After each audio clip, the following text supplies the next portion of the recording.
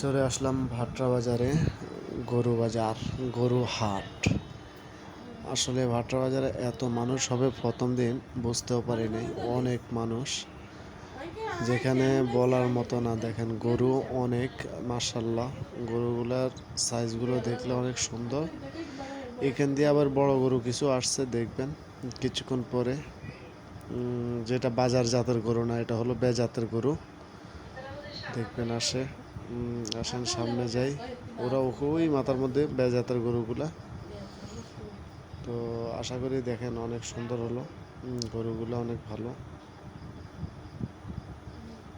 এই দেখছেন বেজাতের গরু, এটা ওই যে জুম করে দেখালাম, এটা হলো বেজাতের গরু। বেজাতের গরু কোত্থেকে আসলো কেউ জানে না। বাজারে গরু মোটামুটি যেরকম আছে, ভালো চাহিদা, মানুষ অনেক। তো ভাটরা বাজারে এত মানুষ হবে ভাবতে পারলাম না, তাই দেখতে এলাম। দেখলে অনেক ভালো লাগলো, অনেক মানুষ। এই দেখেন, এই দেখছেন বেজাতের গরু। গরু বাজারে গরু উঠলে সারা জীবন শুনি, এখন যে মেয়ে গরু আছে সেটা জানতাম না। তো এরাও গরু দেখতে আসছে, দেখছেন।